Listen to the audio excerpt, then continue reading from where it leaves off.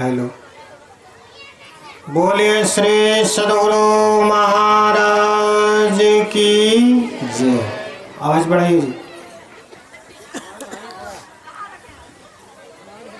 सीता नाथ समारंभ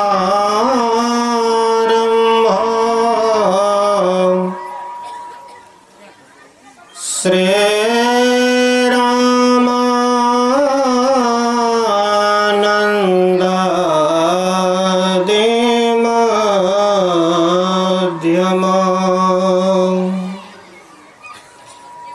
अस्मदाचार पर्यन्ता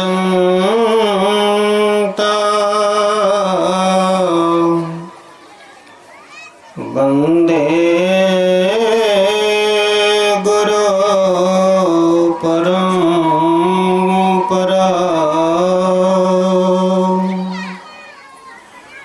अस्मदाचार पर्यन्ता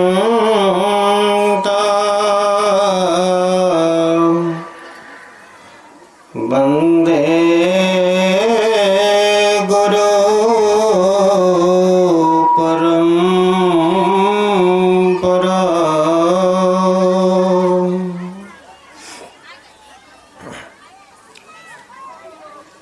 गुरुदेव के पावन चरणों में कोटिशः दंडवत। मंचस्थ पूज्य श्री के चरणों में सत्सद वंदन। वंदनीय साधु समाज, महानुभाव, माताओं एवं बहनों,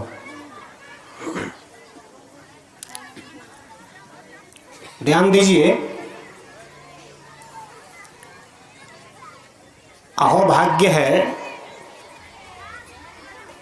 जहां सत्संग होता है और जिस प्रसंग का पाठ किया गया ये कोई नया नहीं है। पुराने सत्संगी लोग बैठे हैं और बरसों से सत्संग सुनते आए हैं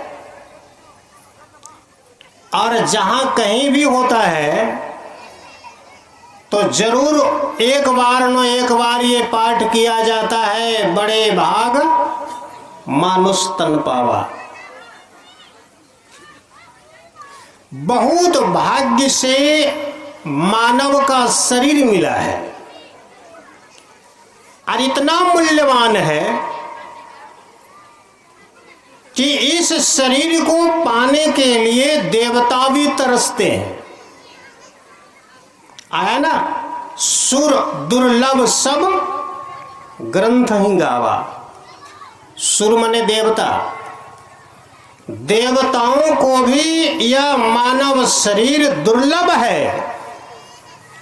संतों ने भी कहा है, दुर्लभम मानुषम जन्म देहिनाम क्षण भंगुर तत्रापि दुर्लभम मन्ने वैकुंठ प्रिय दुर्लभम।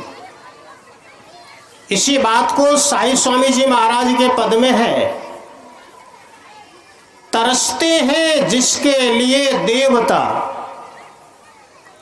इस शरीर को पाने के लिए देवी देवता भी तरसते हैं। शरीर पाना चाहते हैं, मानव जन्म पाना चाहते हैं। अच्छा, यहां पर विचारणीय बिंदु ये है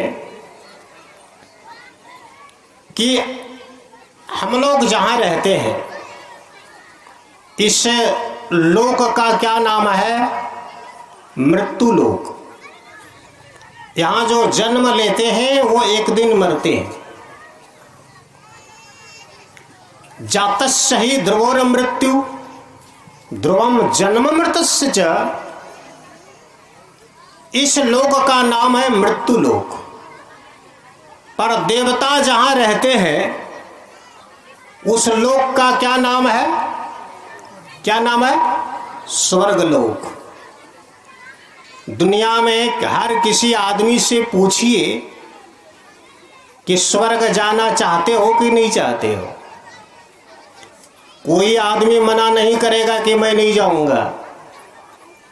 जितने भी पुण्य कर्म कोई कर रहे हैं, सबके अंदर सूक्ष्म कामना यही होती है कि यहां सुखी रहें और मरने के बाद उत्तम लोक को जाएं, स्वर्ग लोक को जाएं। सबों के अंदर वासना होती है। स्वर्ग उत्तम लोक है, श्रेष्ठ लोक है, जहां पर देवताओं का वास होता है। कहा है ऊंच निवास, देवताओं का निवास श्रेष्ठ है। एक और बात बताए, जब कोई मरते हैं तो उसके नाम में लिखा जाता है स्वर्गीय फलाने बाबू, लिखते हैं ना। कोई भी मरते हैं स्वर्गीय बाबू लिखा जाता है। अच्छा देखिए, चाहे चोर मरे चाहे डाकू मरे, समाज के लोग 100% जानते हैं कि ये पापी आदमी है, ये जीवन में कभी अच्छा कर्म नहीं किया है। अब मरेगा तो कहां जाएगा भाई, कहां जाएगा बोलिए ना? स्वर्ग जाएगा कि नरक जाएगा? नरक जाएगा। तो जब जानते हो कि पापी आदमी था, मरेगा तो नरक जाएगा, तो मरने के बाद उसमें जो आमंत्रण पत्र लिखा जाए तो उसमें क्या लिखना चाहिए? क्या लिखना चाहिए? स्वर्गीय बाबू लिखना चाहिए कि नारकी बाबू लिखना चाहिए? बोलिए, बोलेंगे नहीं। नारकी बाबू लिखेंगे कोई नहीं, लिखेंगे सब में स्वर्गीय बाबू। यानी नरक शब्द सुनना पसंद नहीं है, लेकिन नरक वाला काम सब नहीं, बहुत लोग करना चाहते हैं। नरक ऐसा शब्द है, किसी को भी नाम में लगा दीजिए तो नापसंद करेंगे, आपको दोष देंगे, आपको गलती कहेंगे, आपको मूर्ख कहेंगे। ये कुछ शब्द लिखने का? लेकिन दिल जानता है मरा है नरक ही जाएगा, स्वर्ग कभी नहीं जाएगा। लेकिन नारकी बाबू लिखने में शर्म आती है, कहने का मतलब है स्वर्ग सब जाना चाहता है, तो देवता लोग स्वर्ग में ही रहते हैं और हम लोग मृत्यु लोक में रहते हैं। तो आप बताइए, देवता बड़े हैं कि हम आप मानव बड़े हैं? कौन है? सोच के बोलिएगा। देवता बड़े हैं या हम आप मनुष्य बड़े हैं? कौन है? कोई शब्द बोलिए ना। ये भी नहीं बोलेंगे। इसीलिए अरे जब स्वर्ग में देवता रहते हैं तो देवता ही बड़े हैं ना। देवता बड़े हैं क्यों? कि हम लोग जितने हैं सब देवी देवताओं की किसी न किसी रूप में पूजा जरूर करते हैं। देवी देवताओं की पूजा सब लोग करते हैं, किसी न किसी पर्व त्योहार के रूप में पूजा जरूर होती है। और हमारे हिंदू संस्कृति में तो बहुत सालों भर पर्व ही पर्व है, माताओं का तो डबल पर्व है। एन केन प्रकार एन सभी मनुष्य देवी देवताओं की पूजा उपासना करते हैं और उससे मनवांछित फल की भी कामना करते हैं। दुर्गा माँ की पूजा करते हैं, छठ माँ की पूजा करते हैं, काली माँ की पूजा करते हैं, भगवान भोलेनाथ की पूजा करते हैं, गणेश भगवान की पूजा करते हैं, यानी सभी देवता की श्रेणी में है। और इन सब की पूजा अगर आप करते हैं तो पूजा जब भी की जाती है तो बड़ों की पूजा होती है, छोटे की कोई पूजा नहीं करते हैं। देवताओं की पूजा अगर हम आप कर रहे हैं तो देवता हम आपसे बड़े हैं, ऊंचे लोक में निवास करते हैं, है ना। और हम लोग पूजा करते हैं तो हम लोग छोटे हुए ना भाई, मनुष्य छोटे हुए। जिनकी पूजा होती है वो बड़े होते हैं और जो पूजा करते हैं वो उससे छोटे होते हैं। आप प्रणाम भी अगर करेंगे तो बड़ों को करेंगे कि छोटों को करेंगे? बड़ों को करेंगे। सही बात है। तो हम आप अगर देवी देवताओं की पूजा करते हैं तो देवी देवता हम आपसे बड़े हैं, श्रेष्ठ हैं। तो फिर भगवान श्री राम या संतों ने क्यों कहा कि देवता जो होते हैं वो मनुष्य शरीर पाना चाहते हैं? देवता भी तरसते हैं मानव शरीर पाने के लिए। क्या देवता लोग चाहते हैं कि हम नीचे मृत्यु लोक में आ जाएं? क्या छोटा बनना चाहते हैं वो? क्या विशेषता है मानवों की, क्या विशेषता है हमारे आपकी शरीर की, जो देवता भी मानव शरीर पाना चाहते हैं? क्या विशेषता है? अब दोनों का मिलान करें, मनुष्य और देवी देवताओं में। देवता ज्यादा सुंदर होते हैं, मनुष्य कम सुंदर होते हैं। सुंदरता के मामले में भी देखेंगे तो मनुष्य से कई गुना श्रेष्ठ देवी देवता सुंदर होते हैं। कोई दुनिया में थोड़ा सा ज्यादा सुंदर होता है ना, तो क्या कहते हैं लोग, भगवान ने इसको देवता जैसा सुंदर शरीर दिया है, यानी उसकी तुलना देवताओं से दी जाती है। सुखी संपन्न देवता लोग हैं, तो फिर क्यों पाना चाहते हैं मानव शरीर? इस बात को जिक्र करनी है। तरसते हैं जिसके लिए देवता, सुर दुर्लभ सब ग्रंथ ही गावा, दुर्लभम मानुषम जन्म। बंगला कवि में भी कहा है, एमन मानव जनम जनम यार होवे ना। अगर कोई बंगला समझते हैं तो, एमन मानव जनम जनम यार होवे ना, बहु पुण्य फले पेले मानव जनम, आर तो फिरे पावे ना गो। बहु पुण्य फले ए मानव जनम पेले, आर तो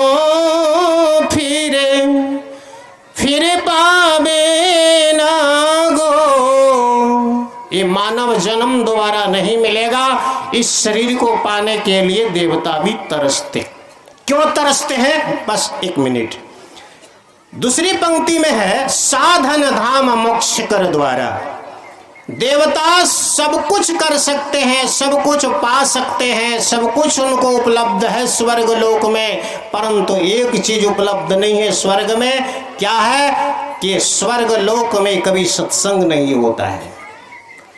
यहाँ सत्संग होता है, स्वर्ग लोक में कभी सत्संग नहीं होता है, यानी देवताओं को सत्संग नसीब नहीं होता है। इसीलिए चाहते हैं हमें मृत्यु लोक में जन्म मिले और हमें सत्संग करने का सद्भाग्य प्राप्त हो। इसीलिए तरसते हैं जिसके लिए देवता सत्संग पाने के लिए तरसते हैं। आप कहेंगे इसका कोई सबूत भी होगा? जरूर है। श्रीमद् भागवत में जब सुखदेव जी परीक्षित को कथा सुनाने के लिए शुक्रताल में गंगा तट पर बैठे, देवताओं को पता चल गया, देवराज इंद्र को, वो क्या करते हैं, अमृत कलश लिए। जो स्वर्ग में अमृत होता है ना, जिस अमृत को पाने के लिए देवासुर संग्राम हुआ था, समुद्र मंथन से 14 रत्नों में श्रेष्ठ रत्न था अमृत। उसी अमृत कलश को लेकर के देवराज इंद्र आए, ये कहा, सुखदेव जी के पास। सुकम नत्वा बदन सर्वे स्वकार्य कुशलासुरा। सुखदेव जी को आकर के प्रणाम किया देवराज इंद्र ने और कहा, मालिक बाबा, हम स्वर्ग से अमृत लेकर के आए हैं, इस अमृत को परीक्षित को पिला दीजिए, वो अमर हो जाएगा और बदले में हम लोगों को सत्संग सुना दीजिए।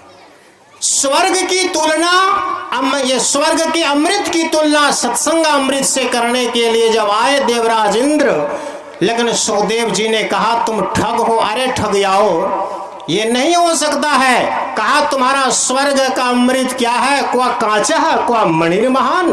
वो कांच का टुकड़ा है स्वर्ग का अमृत, और सत्संग तो ये भगवान की कथा तो अमृत है, ये मणि है, ये बराबरी नहीं हो सकता।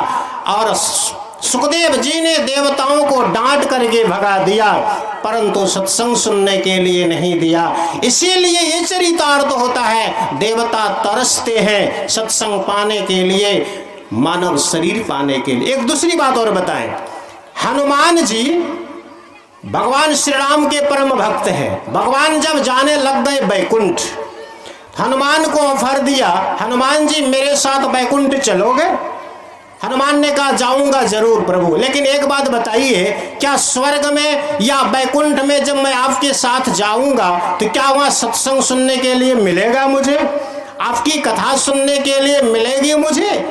भगवान श्री राम ने कहा नहीं हनुमान, वहां मेरा दर्शन होगा पर मेरी कथा नहीं होगी, यानी वहां पर मेरा सत्संग नहीं होता है, मेरा दर्शन होता है। हनुमान जी ने कहा आपका दर्शन जब करने का मेरे मन में होगा ना, मैं सीना को चीर के भी दर्शन कर लूंगा, आपको तो मैं हृदय में बैठा लिया है, लेकिन सत्संग नहीं मिलेगा तो बैकुंठ जाना मेरे लिए कैंसिल। हनुमान जी बैकुंठ को ठुकरा दिए, परंतु सत्संग सुनने के लिए आज भी दुनिया में हनुमान जी अमर है। राम कथा सुनबे को रसिया, राम लखन सीता मन बसिया। हनुमान जी राम कथा यानी सत्संग सुनने के रसिक हैं। जहां सत्संग होता है वह हनुमान जी अग्र श्रोता होकर के बैठते हैं। कहने का अभिप्राय है देवता सत्संग पाने के लिए। और एक छोटी सी बात है, देवलोक में कोई देवता लोग जो होते हैं वो ध्यान नहीं करते, तपस्या नहीं करते, कर ही नहीं सकते हैं, लेकिन हम आप मानव ध्यान भी करते हैं और सत्संग भी करते हैं। यही मेरे पास हम आपके पास विशेष उपलब्धि है। इसीलिए भगवान ने कहा साधन धाम मोक्ष कर द्वारा। ये साधना करने का शरीर है जो देवताओं को नहीं है, हमको आपको मिला है, सत्संग भी मिला है, शरीर भी मिला है। इसका उपयोग करें, जो नहीं जानते हैं जान लेंगे। बोलिए श्री सद्गुरु महाराज की जय।